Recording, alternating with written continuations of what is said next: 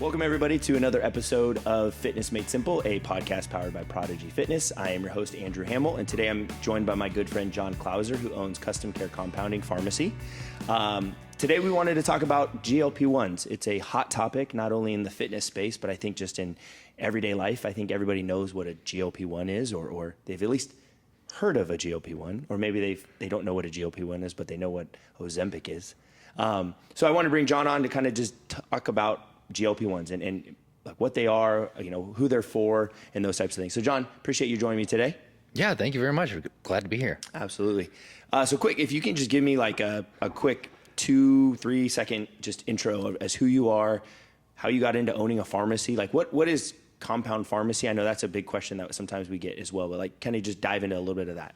Yeah, so Custom Care Compounding is a second generation family business. So my parents started the company back in late 70s, something like that. And I took over in 2017. My wife and I have been running it ever since then. So what a compounding pharmacy, though, is we make customized medications that are otherwise not available in the marketplace. So a definition, something like that might be, think about a veterinary medicine, for example. A Chihuahua is obviously very different than a Great Dane. They don't take the same size of medications. They don't take the same types of medications.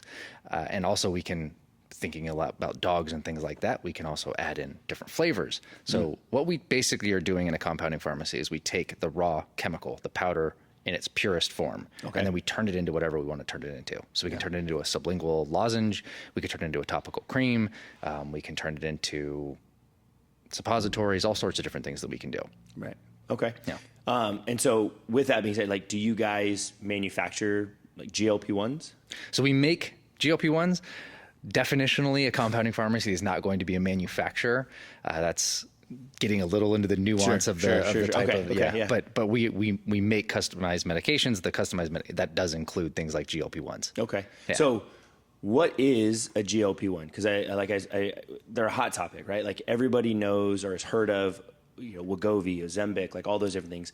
But if you ask somebody what a GLP-1 is, they don't necessarily know. They just see the commercials. And so what is a GLP-1? Yeah, so GLP-1, it stands for glucagon-like peptide 1, which is the definition of what it means, but what does it actually mean? So it basically operates, it's a peptide. It operates similarly to like a hormone.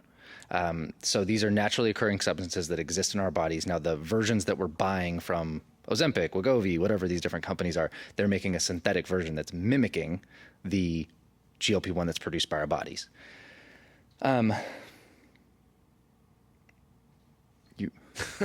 I got lost in the question there.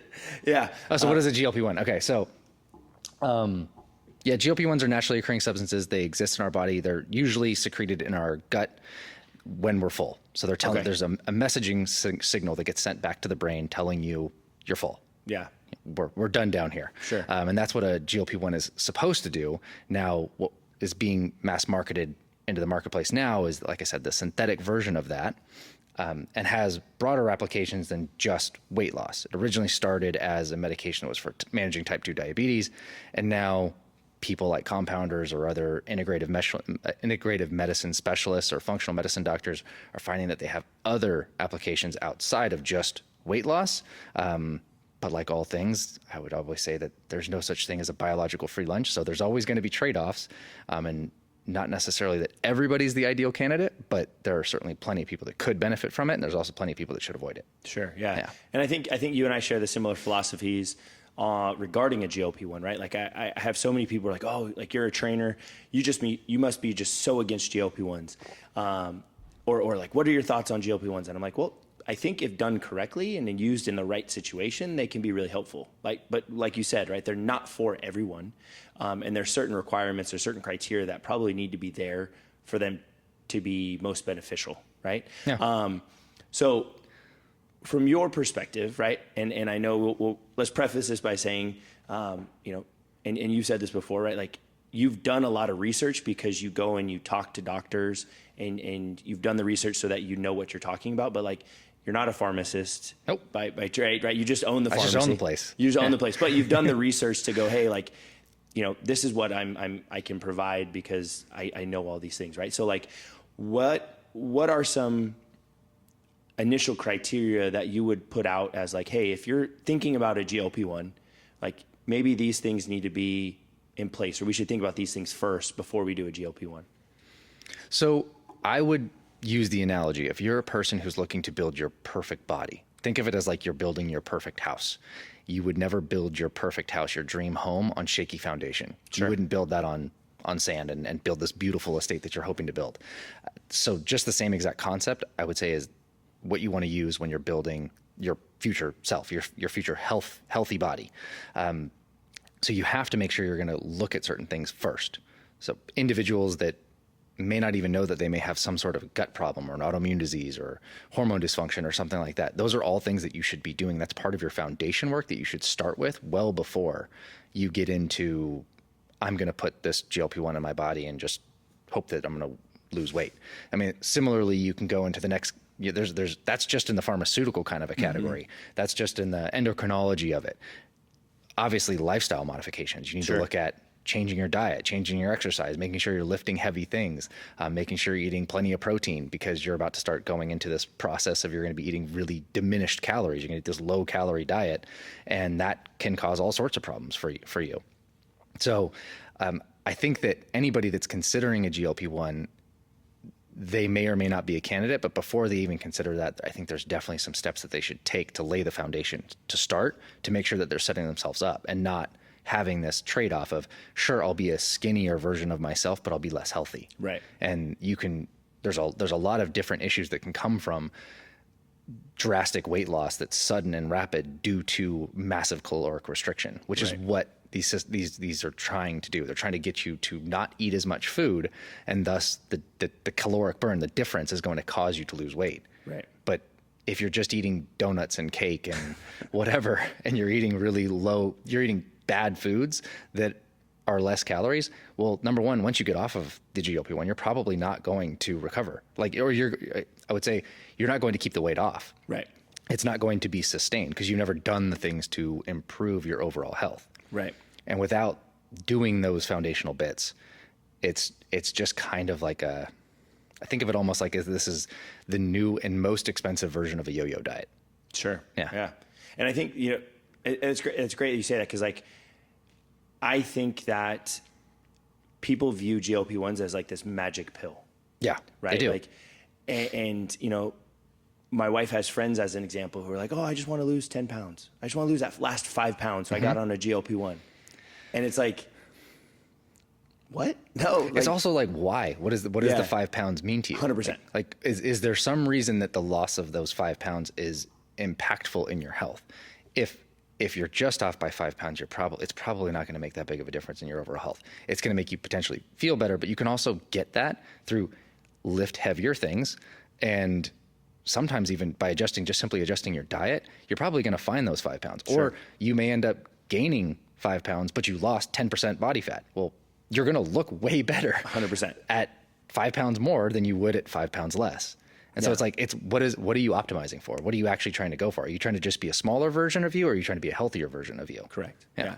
And so I think while both you and I believe they're not this magic pill, and we kind of stated before, there are some benefits and there's some things that we believe in, because it has been shown to be effective in terms of losing weight, but there are also some drawbacks. So let's start with, you want to start with the drawbacks first? You want to start with the positives? Yeah. All right. Let's start with the positives. We'll go positives first. Okay. So what is the research showing us in terms of GLP-1s and their quote unquote benefit?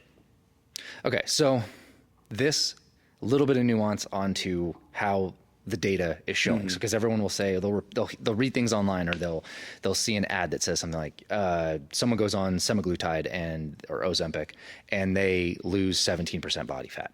Like, okay, great, that's awesome. Well, any of these studies, all of them, will all say that there's a few things that are required. Number one, you have to go on the medication. Obviously, that's what they're testing. Right.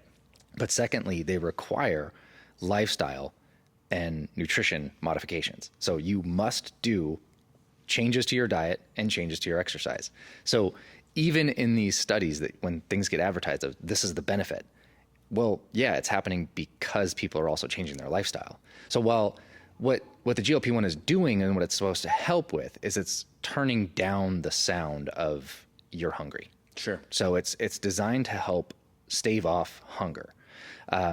that can also, we'll get a little bit into, that can also immediately, my own personal opinion, there could be some future consequences of that. Sure. We're worried about like, okay, well, if you have food desire and you're turning down the desire, well, what does that look like in the future? I'm not quite sure. But it's a useful tool in helping you manage calories in.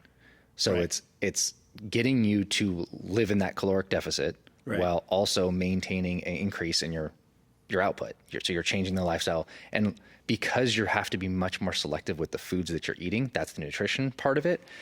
Usually people are focused on eating more protein, less processed food, less ultra processed foods.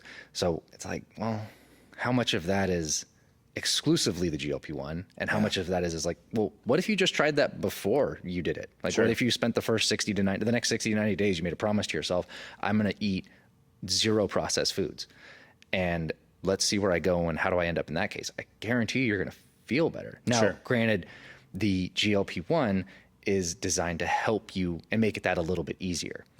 But I would also I'll use the analogy of the GLP-1 will make the hill a little bit smaller, but you still have to climb it. Right. Yeah. Without, there is no, I can take this thing and I'll be better off. Yeah. Or if I take this, I'll just magically lose weight. It's not doing the metabolic function. It's not burning fat for you. What it's doing is it's helping you manage calories in, and thus that's how the weight is coming off. Yeah. So where is the weight coming from then? Well, so that's a great question. The weight is coming from various different it comes in different ways. Yeah. So research today is showing that roughly on average about 25 to 33% of what is lost in terms of your weight loss comes from non-fat tissues. So that would mean things like muscle or other non-fat tissues. So that's 25 to 33%. Well, so I can say that a different way of saying, well, 2/3 to 3/4 is coming from fat. Well, that's good, right? That's what people are hoping for.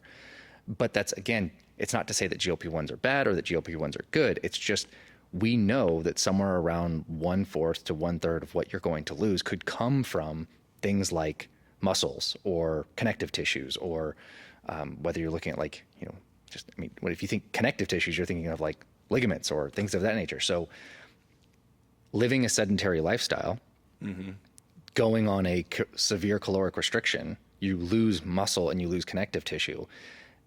Sure, you might lose you're going to lose some fat as well. That's nice. But that, again, we're back to, is that making you healthier? Right. And I think most people are going to say, no, that would not make me healthier. Right. And in fact, that is putting you at greater risk of injury, depending on if you, now I want to start, because another benefit of GLP-1s is people typically do start to feel better. Like there is something neurological that goes on where people want to just naturally seem to want to start to move a little bit more.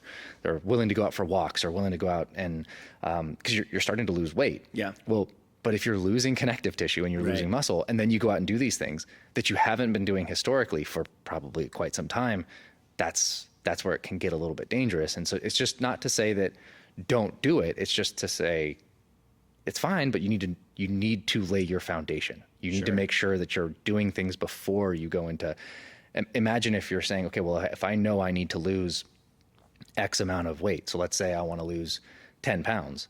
Well, you're reasonably going to lose somewhere around 2.5 to 3.5 pounds of muscle. So if you could proactively gain 2.5 to 3 pounds of muscle, well, then that loss will come more focused in the form of fat, which is what I think people are actually trying to target. They're not targeting a number so much as they're saying, I want to have less adipose tissue or less body fat. Right. Yeah. Yeah. And I think, like to that point, right. I don't think people get on to a GLP-1, right, and saying like, oh, I want to lose muscle, right? But they're also like, we've spoken with people who are like, hey, at whatever cost, like, I don't care. I just want to lose the weight. And then you're like, okay, well, hold on. And then we have to have that conversation with them and go, okay, well, hold on. We want muscle, right? Yeah. We want muscle mass. Like that's our metabolic tissue. That's our engine. That's the thing that is going to help keep us burning fat in the future, and it's going to help keep us mobile and longevity, like all those different things. And so I think there's that mindset that we have to kind of work through sometimes of like, oh, I don't care at all costs. Like I just want to lose the weight. And then you go to the question of like, I don't think they really understand the cost. That's the thing. I don't think people really get the cost. Muscle is like the savings bank that you have for your body. 100%. Like, and so if you are going to sacrifice muscle today for the sake of then my number goes from 169 to 167 or whatever it is that you're doing, the long-term consequences of that, I don't think people really realize it. And to some extent they're saying, well, that's fine. I'll deal with it when I get there.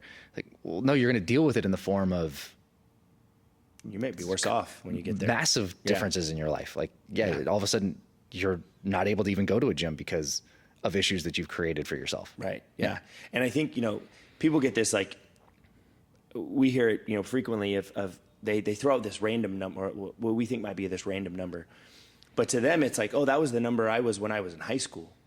It's like, you know how long ago it's been since you've been in high school, and you've had two to three kids since, like you've had a career, you've had this and this and this, like you're not the same person that you were in high school. Yeah.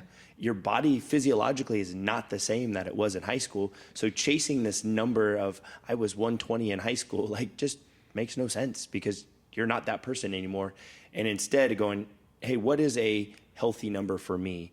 What is a number where I'm going to feel, or more frankly, hey, like I don't care about the number. I just care about being healthier, moving better, feeling better, those types of things. Yeah. I think you should be pursuing a feel, like you should be pursuing the way you feel more so than you should be pursuing a number. The number doesn't necessarily mean anything. If like I said, if you're looking at a person and they're whatever the number is, whatever weight they are, and they think they want to be 5 pounds lighter, they may be better off gaining 3 pounds of muscle and in the process losing body fat. Sure. And they'll realize, well, I'm heavier than I was before, but my clothes fit better. I look better. I'm getting compliments. Like that's, I think what people are typically going for is they're going for healthier, not going for a number. Right. And they just are, they're using the scale to measure the wrong things. Right. Right. Yeah. So let's talk a little bit about, cause I would think that, and I don't know if there's research around this, but like, I would think that a majority of people who are taking a GLP-1 are probably women. I don't know. I haven't actually seen any data. I would assume you're right. But though. like, are there any differences for a man versus a woman in terms of a GLP-1? There are in the foundation process. Okay. So there's definitely differences in the foundation process. Going back to that discussion of roughly about 25 to 33% of body of what is lost, of the weight that is lost, can come from non-fat. Mm-hmm. Well, in men, if you have low testosterone levels, low testosterone actually makes this number worse. That number is going to be higher then. So you could be going up to 50% or potentially even more. There's not really any studies that's measured that because I think they're kind of inherently unethical to say, well, we know this is going to be bad.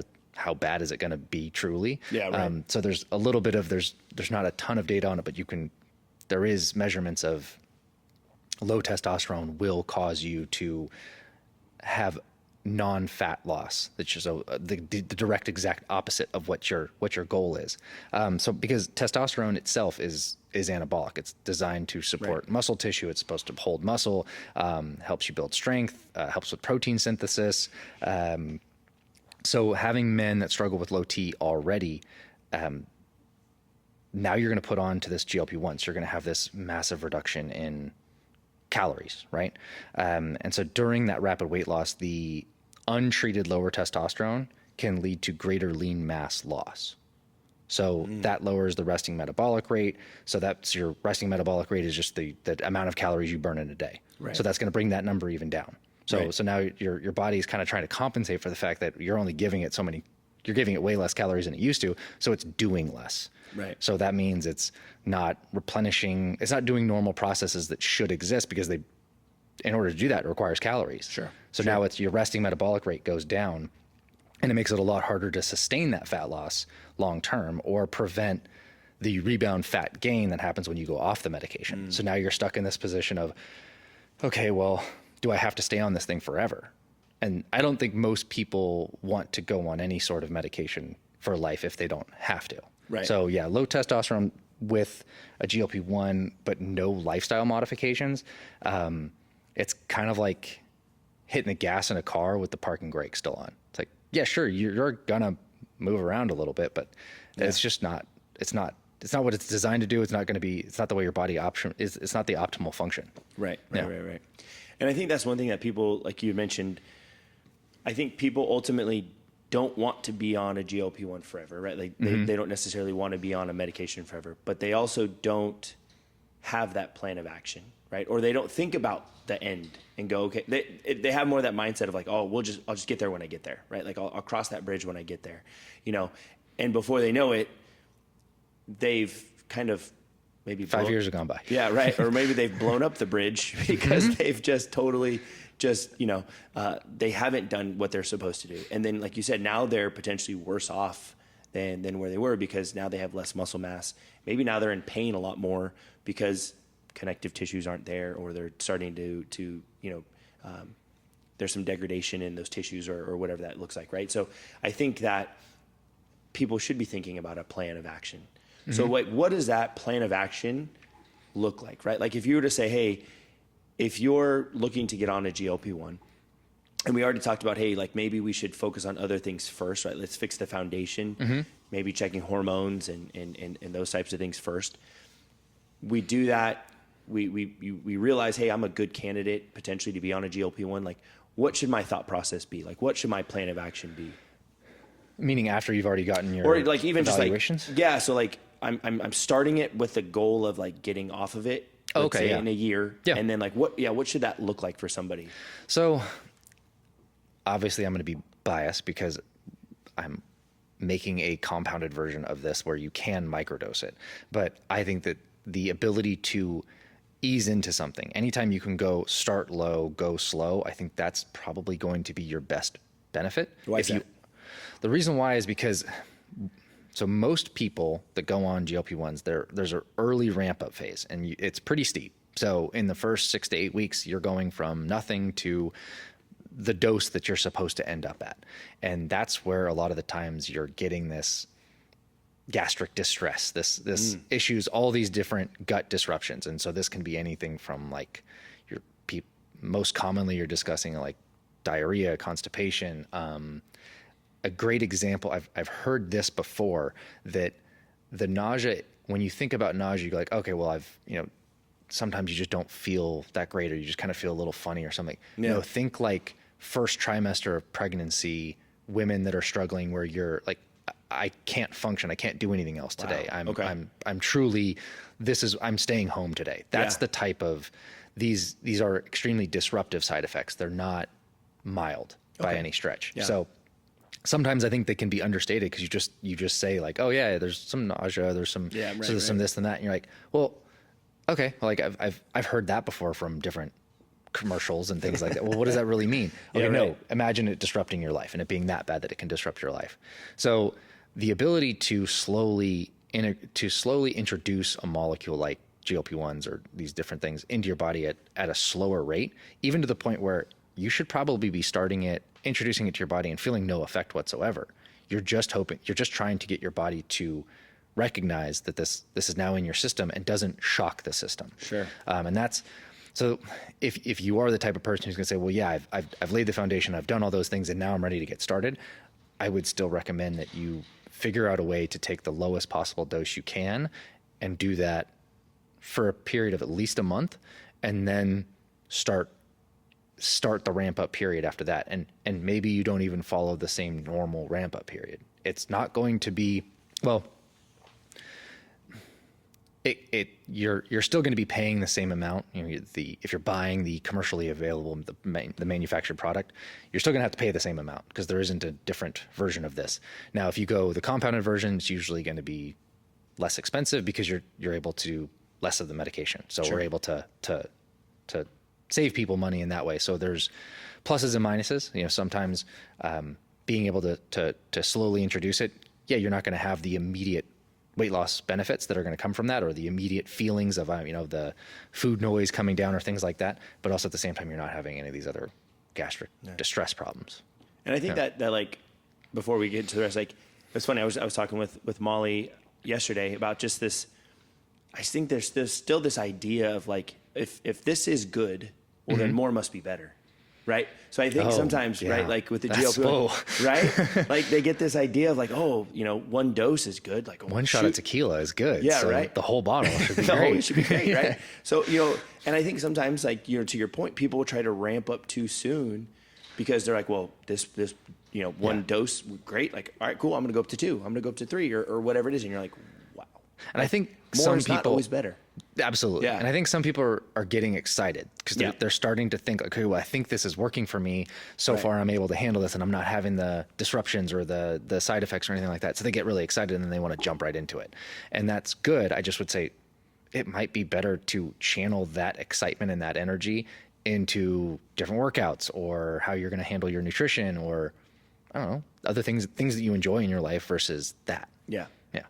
Okay. So step 1, find a lesser, maybe start small, start slower. I would personally say, you'd be better off introducing the molecule to your body without having to do the full injection, because the way that when it's injected into your body absorbs it rather quickly, and it's a term called bioavailability. So it's the amount that is absorbed when it's injected, and so your body is taking all of that in relatively at one time, and you just don't necessarily. If you don't have to do that, well then I think you'd be better off if you didn't do it.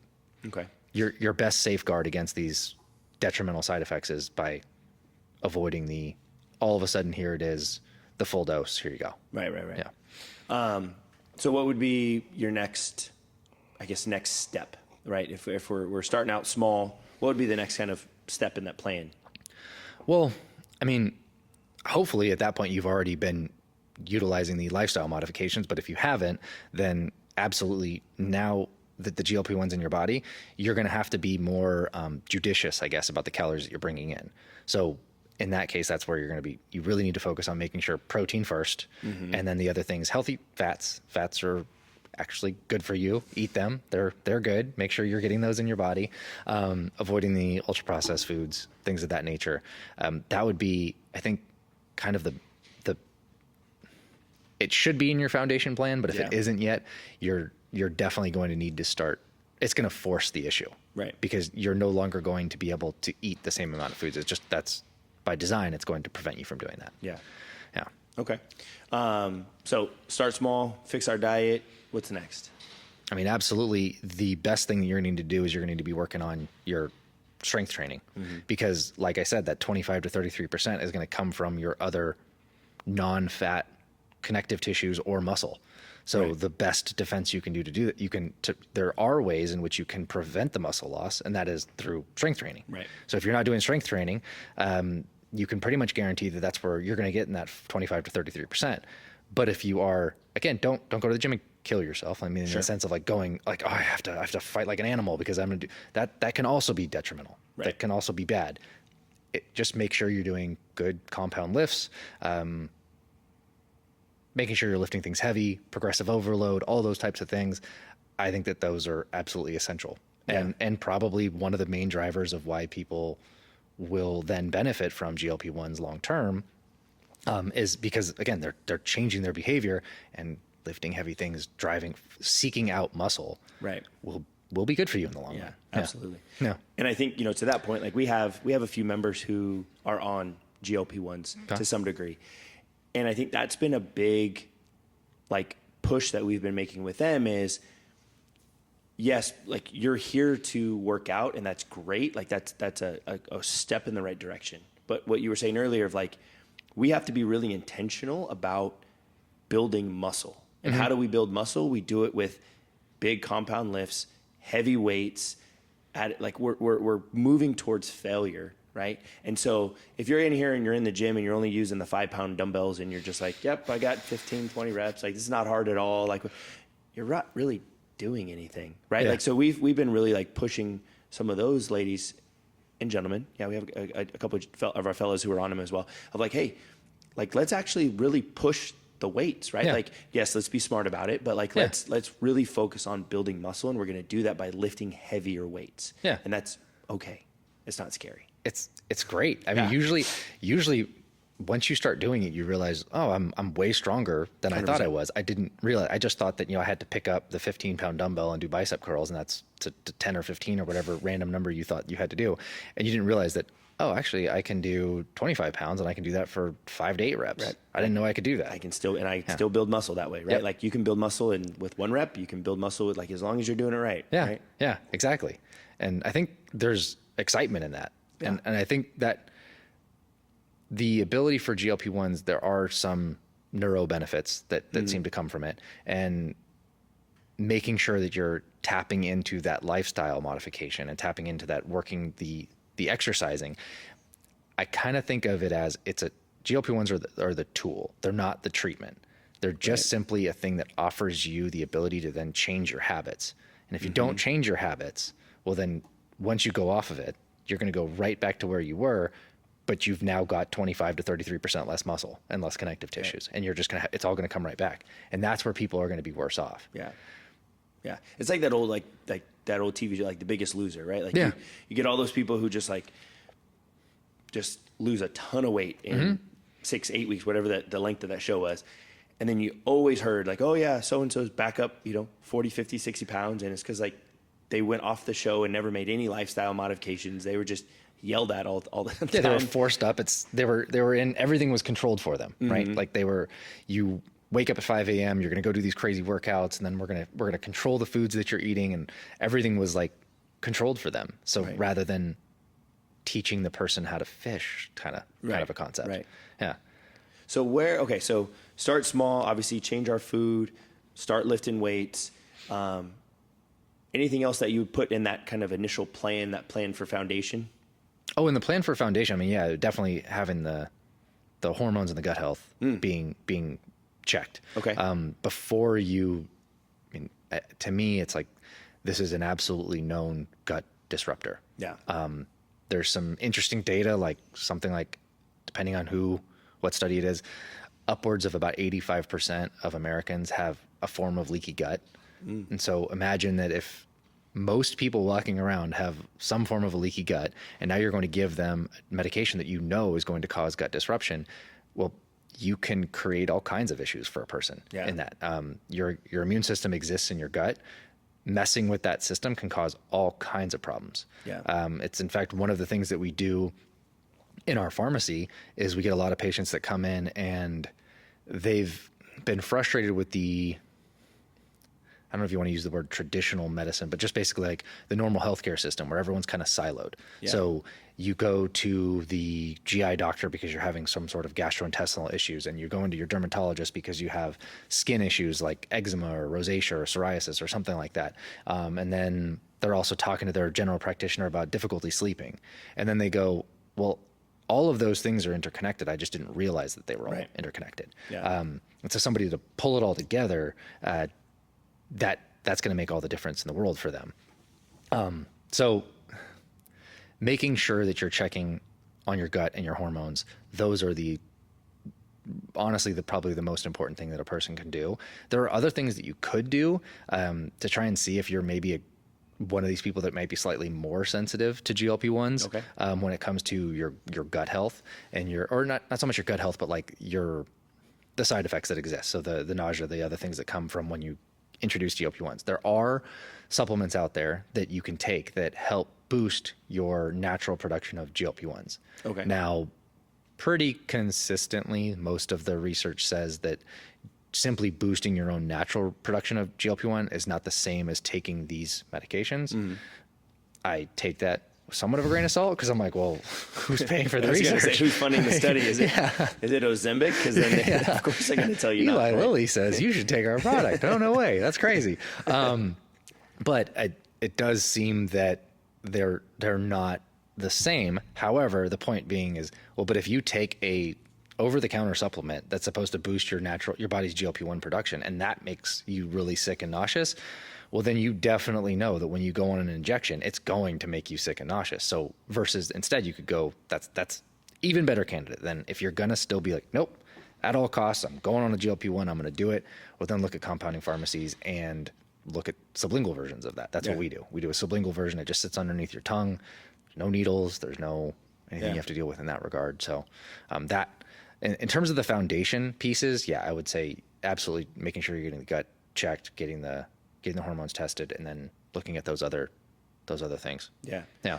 And you brought it up, and I was actually going to ask, because you start seeing commercials now for like a GLP-1 in a pill form, and what are all the different, maybe call them vehicles, right? Yeah. What are all the different vehicles that a GLP-1 can be delivered? Yep. And then what are like maybe the potential like benefits to each, drawbacks to each, those types of things? So yeah, we would call it dosage types, but that's vehicles, basically the same concept. So for GLP-1 specifically, the majority of them are injections. So it's a liquid, goes in, you inject it in your body. That's pretty simple. Most people know how that works. Think of it as no different than like insulin or something to that effect. Then the compounded versions, there's a sublingual version. So that just sits underneath your tongue. It's a liquid formulation, and that goes. I'll get into the differences here in a sec, but I'll just talk about what they are. And then there's the oral version, which is just like a pill. So pill, capsule, interchangeable, and those are those.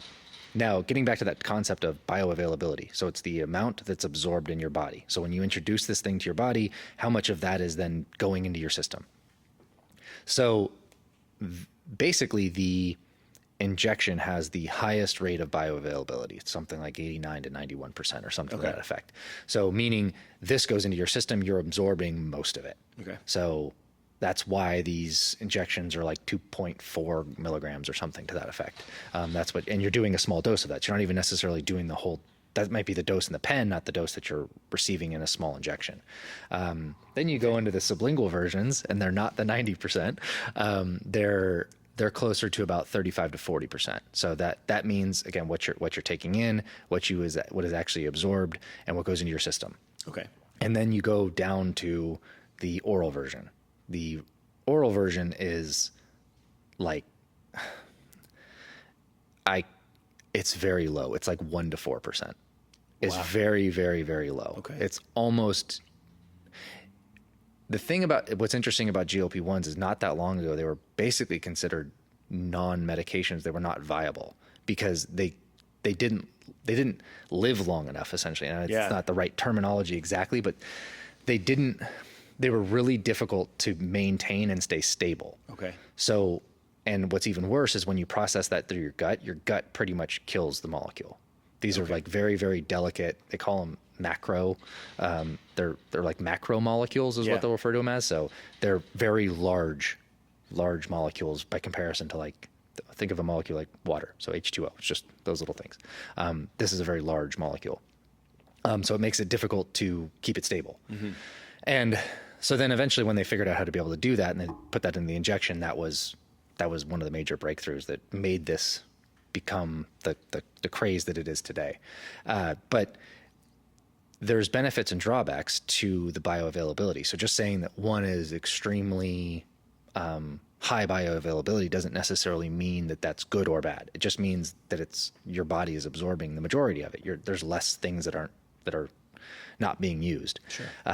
But when you're thinking of the gastric distress, the side effects, the slowing of gastric emptying, and all these different things that go on, well, that's also where perhaps this high bioavailability, where everything is being absorbed all at once, and you're ramping people up quickly, that may be where we're finding that problem. Okay.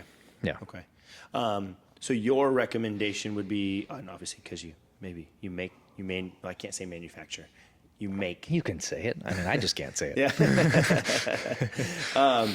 But more of like a sublingual seems to be kind of like that happy medium of it's got high enough bioavailability, but also it's not going to potentially cause the distress because we can play with the dosage a little bit better. So we can, because we're making it, we make two different versions of it. So we have like a less strong version, and then we have the normal. So we have like the introduction dose, and then we have a maintenance dose.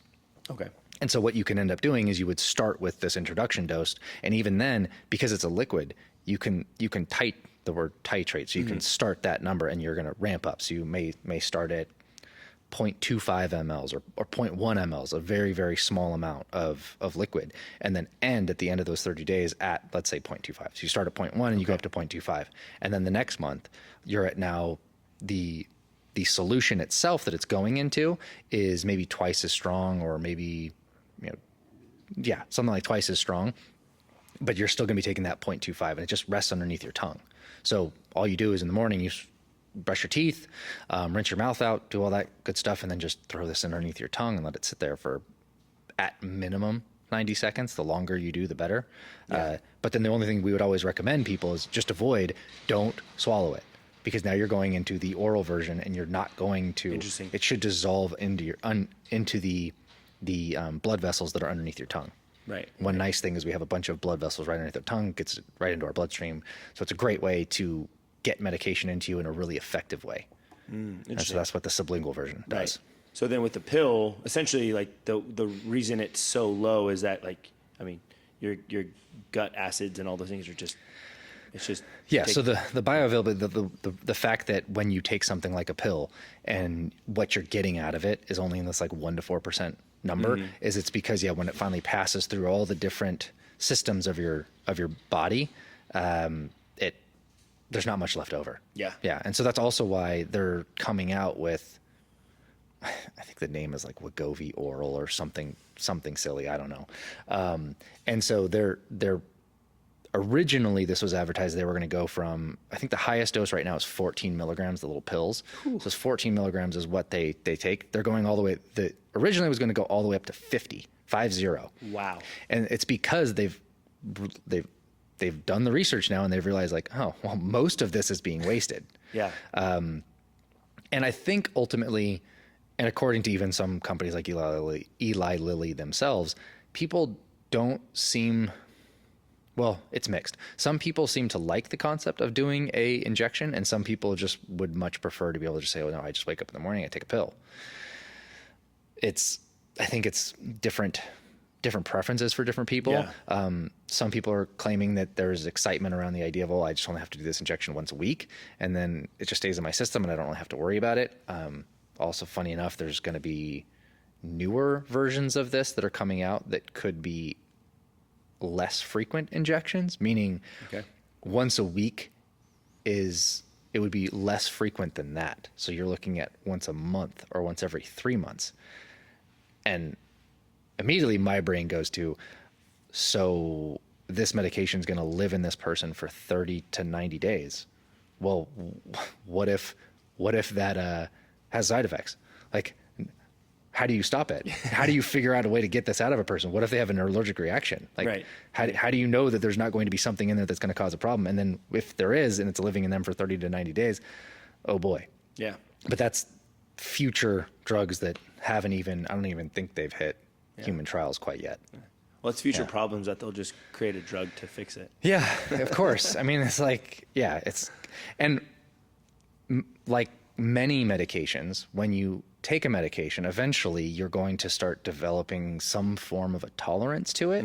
And there does seem to be people now that are coming back to their doctors that are saying, hey, I've been on this dose and I can start noticing that, like, my cravings are coming back, or my ability to calorie restrict is getting harder. It's going to get more and more difficult. Can you push the dose? Can you push the dose? And the reason why we know that is because those doctors then call us and they're like, okay, well, what can I do here? Yeah. Or is there a way that you can, oftentimes we get a call asking, can you make a injectable version of this that's, twice the dose or 3 times the dose? And no, we can't.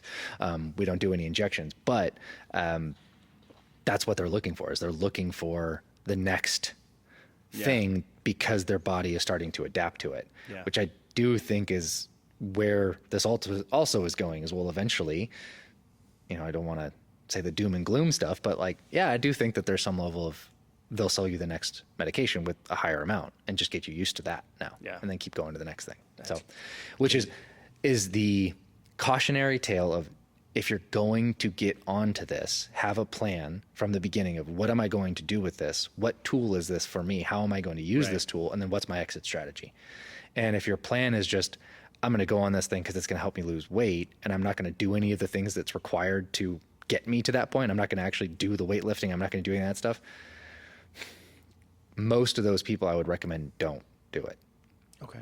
Now, unless you might be a person who's, if you're 30+% body fat percentage and your comorbidities are coming from the fact that you're overweight, okay, well, the detrimental aspects of that, the negatives, the bad side effects are not as bad as you carrying around all this excess body weight. Like, Absolutely. So that's like, okay, well, yeah, the lesser of two evils, I guess you would do that, but that's not necessarily a glowing endorsement either. Yeah, right. Yeah. Exactly. Right.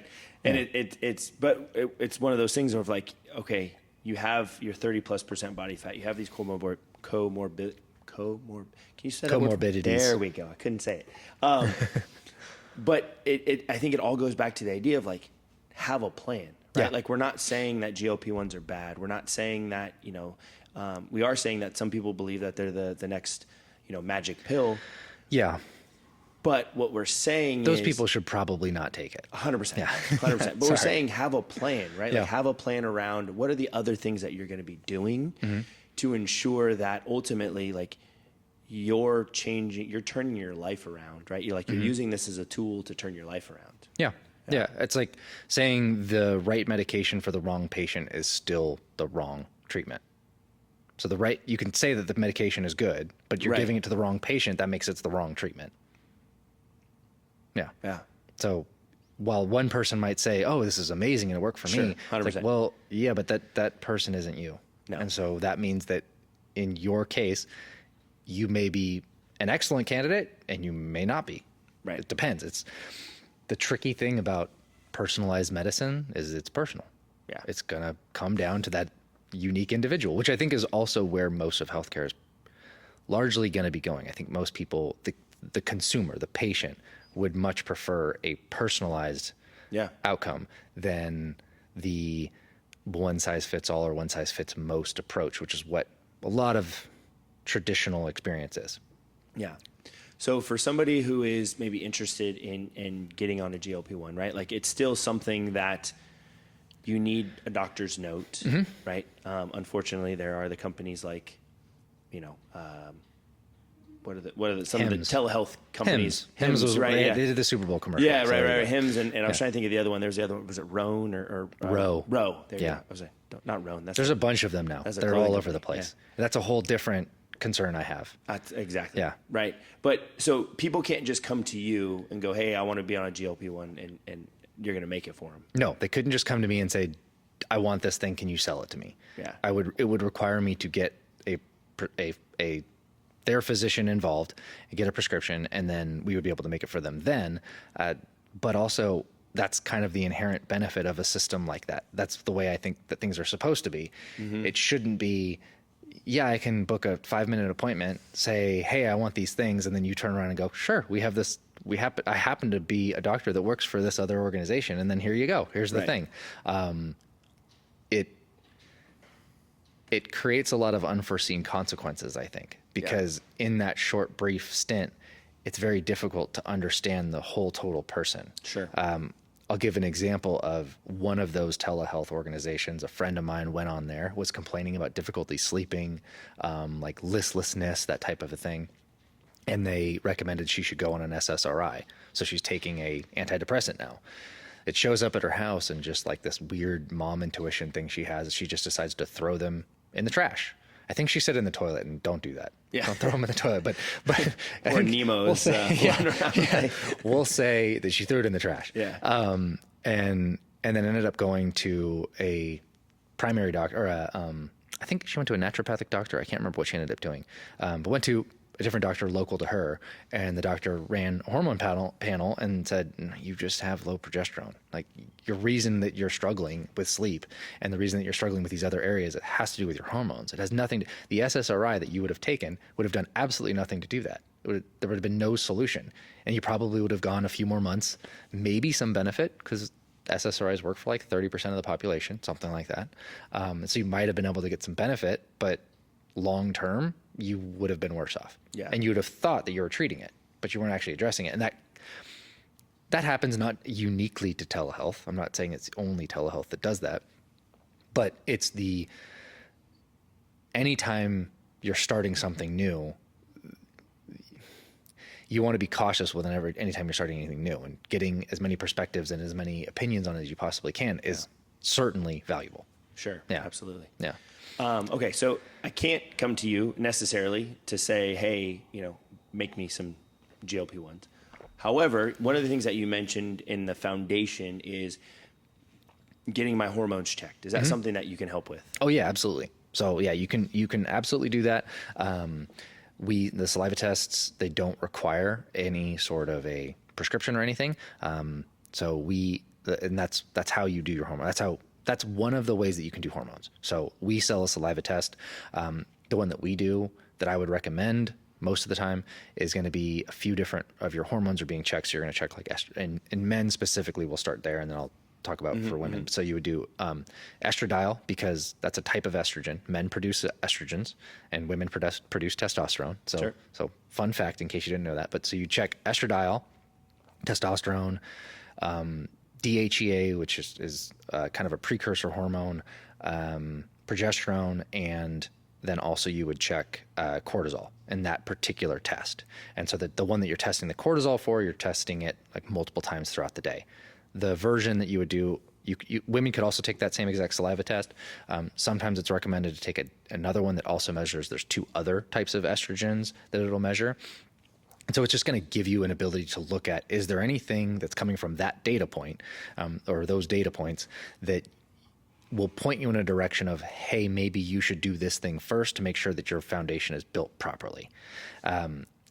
They're fairly cost effective by comparison to different types of tests. I mean, you can go and run, there's various Dutch tests and things like that are very popular, especially in the functional medicine type of realm. I think that's a great second option, I think, because the barrier to that, like those are like anywhere from $500 to $700 for those tests. So those Dutch tests are pretty expensive. Whereas if you're looking at like a saliva test, you might be looking at something like the $200 range.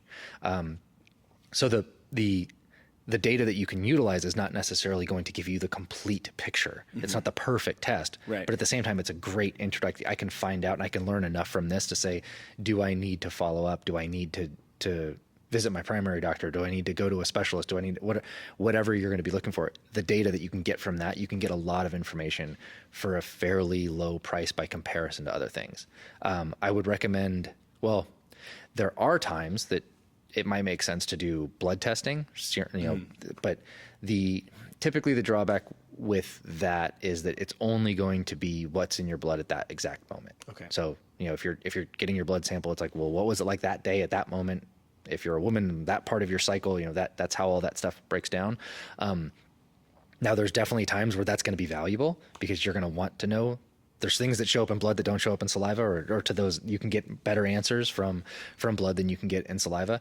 So it's not to say that one is better than the other. It's just that they're different, and usually the barrier to entry is much better on a saliva test because you can just walk into the pharmacy.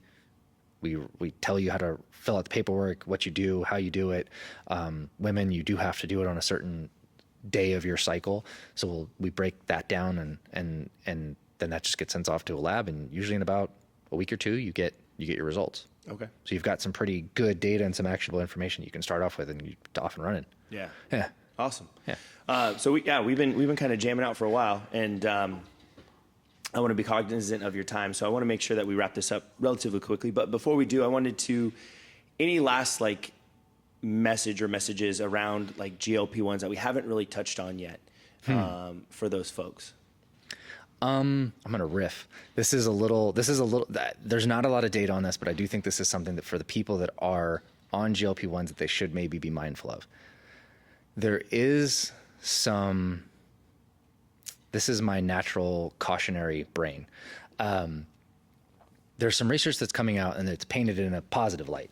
And so it says, oh, you go on GLP-1s, there's all these other benefits, like people are smoking cessation, or they have kind of like a habitual purchasing of shopping. They have they're like shopaholics or whatever, or they're alcoholics. Various different things that they have almost an obsession towards that, whatever that habit is. Well, if you go on a GLP-1, it's supposed to help mitigate that, or you get off of that habit. And so a lot of people are saying, well, that's really great news. Sorry, give me a sec. So a lot of people are saying that's really great news. Well, I'm concerned about it because I'm thinking, well, if this is something that you're enjoying and this is a habit that's creating a desire, well, is there something that long-term going on these GLP-1s, can you limit general desire? And there are anecdotal cases of this where people talk about how they've gone through like Ozempic divorces and things like that, where they go on these weight loss drugs and then they fall, they lose touch with their loved one or something like that. Huh. I'm a little bit nervous about that. There's not a ton of research on it. Okay. And it's research can be expensive. And why would you, as the maker of that product, want to do it? It's perfectly logical. But it is something that you're never going to be able to point to it and specifically say like, oh, yes or no. Mm-hmm. But it is something that I do think we need to be worried about, because a lot of these obesity meds, we don't have a ton of like long-term data on them. Yeah. So this idea that like, oh, we're just going to put everybody on this weight loss drug and like, what does that do for their long-term? Like, I don't know. We don't really know yet. Same thing with like, they're talking about children who develop diabetes and it's related to excess weight. So they're putting children, so people under 18, they're putting them on GLP-1s. Well, we don't know what putting, I mean, again, going back to, it is like a hormone. What happens if you introduce that to an adolescent? We're going to find out. The question is do you want your kid to be the one that helps us find that out? Well, I personally know my answer. And so, that's one of the things that it's very difficult to be able to find an answer to, but it is something that I think that we'll probably be discussing in the future. People are going to be talking about like, oh yeah, we're going to need to offset that somehow. And yeah, there's medications that you can take that help. Oxytocin is the love hormone. So you could take oxytocin to offset the loss, but then now you're like, we're getting right back into okay, so I take this thing and then I get side effects and then I manage those side effects with the next thing. And then that gives me side effects. And then that's how you end up with lots and lots and lots of medications on a person. So it's something that I'm a little nervous about, not ability yet to know for sure that it is a problem.